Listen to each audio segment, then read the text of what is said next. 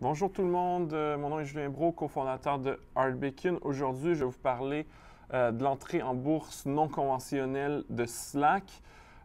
Slack, qui est un logiciel pour ceux qui travaillent dans un bureau, vous l'utilisez probablement. C'est un logiciel de collaboration pour discuter entre différents membres de l'équipe. On l'utilise chez Art Bacon, mais on ne fait pas partie des 3 millions d'utilisateurs payants. On fait partie des gens cheap qui ne veulent pas payer pour le service. Slack est un cas particulier, c'est juste une entrée en bourse non conventionnelle. C'est que ce n'est pas ce qu'on appelle en anglais un IPO, donc Initial Public Offering, ou en français un PAP. Aucune référence au chef spirituel des catholiques. Ça veut dire premier appel à l'épargne publique ou premier appel public à l'épargne. Oui, je pense que c'est ça. La raison pour laquelle c'est différent et que ce n'est pas un IPO, c'est qu'on ne fait pas appel à l'épargne des gens, on fait juste, on appelle ça en anglais un direct listing ou une inscription directe en bourse.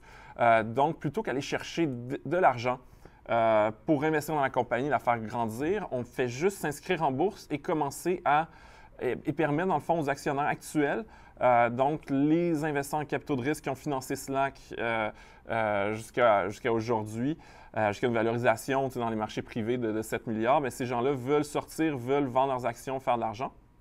Donc, on fait une inscription directe. Slack va être la deuxième grande entreprise, en tout cas à ma connaissance, qui requiert une inscription directe. Ce n'est pas une méthode connue d'aller en bourse. Il y en a d'autres que le premier appel à l'épargne publique.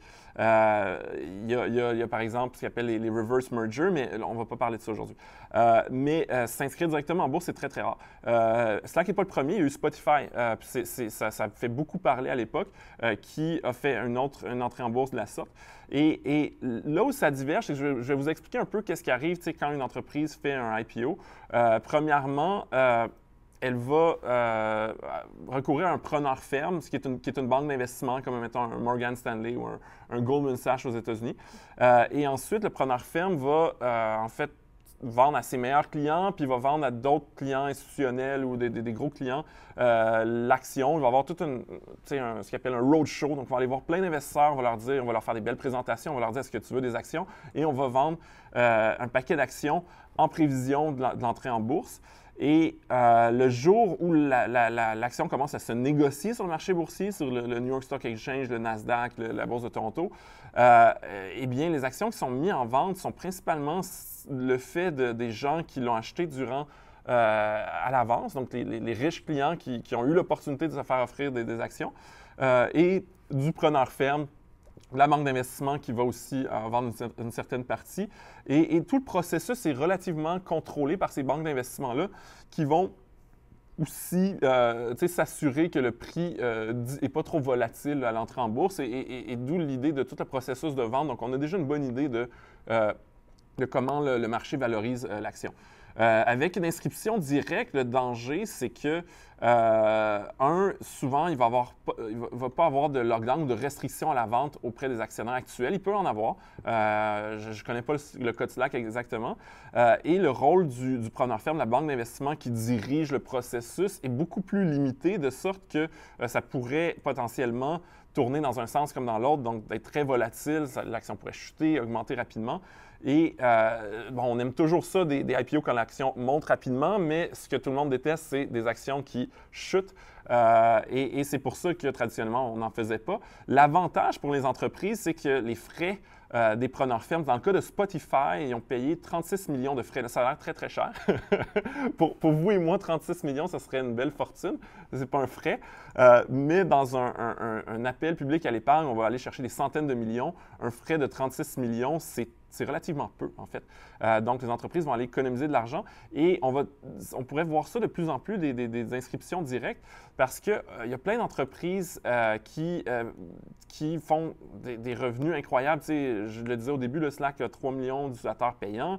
Airbnb, qui est encore je ne dirais pas une start-up, mais qui est encore une compagnie privée qui n'est pas cotée en bourse. Ça fait 2 ans que l'entreprise est profitable, est gigantesque. Donc, est-ce que Airbnb, quand ils vont aller en bourse, ont besoin d'aller chercher un autre 500 millions pour engager plus d'ingénieurs, peut-être, mais peut-être qu'ils pourraient aussi juste faire un direct listing. Donc, c'est ça les choses c'est ça l'enjeu autour de Slack. Donc, on n'a pas, moi, tu sais, j'aimerais bien parler de la valorisation de Slack. Ça me semble être un bon business. C'est du logiciel, donc les marges sont potentiellement élevées, mais je ne connais pas leur coût d'acquisition. Je ne connais pas leur ratio et surtout, le plus important, c'est le prix. C'est probablement une belle entreprise que j'aimerais posséder, mais si vous me la vendez 50 milliards, c'est probablement une entreprise immensément trop chère. Si vous me la vendez 100 millions, c'est probablement l'occasion du siècle. Donc, rien à dire sur est-ce que c'est un bon investissement. Cela dit, surveillez ça, c'est volatile. Tout d'un coup, ça descend en bas d'un prix appréciable. Donc, tu sais, si on veut regarder, tu sais, Spotify, c'est quand même une grosse entreprise qui est le seul gros exemple sérieux d'entreprises qui ont eu recours à un direct listing, là, pour utiliser l'expression anglaise. Et c'est quand même au courant des 12 derniers mois, tu sais, Spotify a été volatile. Donc, le plus bas que ça variait entre 103 $ et 198 $. Aujourd'hui, l'action est à 139 $. Donc, il y a eu des belles variations, des belles montagnes russes pour les investisseurs qui sont entrés dans Spotify. Et c'est une entreprise qui parle d'argent, donc des marges de profit négatives à moins 22 %. C'est pas super intéressant pour un investisseur de valeur ou quelqu'un qui veut investir dans des trucs qui génèrent du beau cash. Et sinon, l'autre chose qu'il faut considérer aussi avec Slack, c'est qu'il y a de la compétition.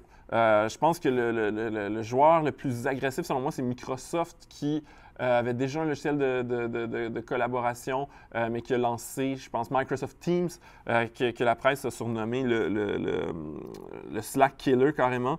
Microsoft qui souvent essaie de tuer les autres puis qui ne réussit pas, fait, je ne m'inquiéterais pas de tant que ça.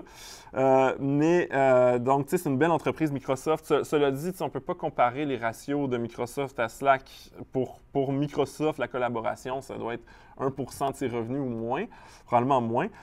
Mais on parle quand même d'une belle entreprise qui verse un dividende, qui a une belle marge de profit. Le consensus des analystes qui suivent Microsoft disent que c'est un buy, mais c'est un peu cher avec des ratios coût-bénéfice de 25. Une autre entreprise qui pourrait faire mal et qui, selon moi, pour les investisseurs futurs de Slack à regarder, c'est Facebook. Facebook a lancé Facebook for Work. Qui est en fait un logiciel de collaboration de messagerie interne pour les entreprises qui est différent de Messenger. Puis tu sais, chez RBK, nous, on utilise Slack, mais des fois, tu sais, on est sur Facebook Live présentement. Fait que des fois, on s'échange des liens puis des documents via Facebook Messenger. Facebook for Work, c'est un logiciel qui a été fait justement pour garder la propriété intellectuelle à l'intérieur de l'entreprise. Donc, c'est une espèce de Slack. Ça ressemble à Facebook. Tout le monde sait l'utiliser. C'est un beau logiciel. Je ne sais pas s'ils ont eu du succès avec ça, mais c'est aussi un logiciel où on peut payer par utilisateur par mois pour avoir des fonctionnalités avancées un peu comme Slack. Et Facebook est une belle entreprise et super marge de 40 %. Les analystes ont un buy, il est moins cher en termes de ratio cours-bénéfice, il est moins cher que Microsoft. Grosse capitalisation boursière d'à peu près 500 milliards.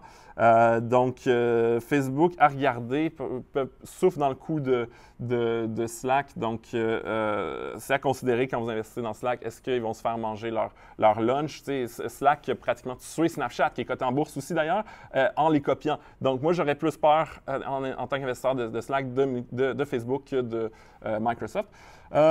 Sur ça, ben, c'est à peu près ce que j'avais à dire sur l'entrée en bourse de Slack. En terminant, si vous avez des investissements en bourse puis que vous n'avez pas déjà téléchargé Hardbacon, faites-le maintenant. On parle d'une super application qui vous permet de vous connecter à vos comptes d'investissement, d'analyser votre portefeuille, de gérer vos rendements ou de savoir toujours c'est quoi vos rendements.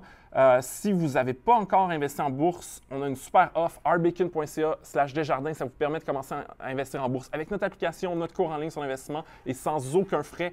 Donc, cliquez maintenant, inscrivez-vous maintenant. Si vous avez tout ce que vous avez besoin, faites juste partager ma vidéo pour rendre vos amis plus riches. Sur ce, merci beaucoup.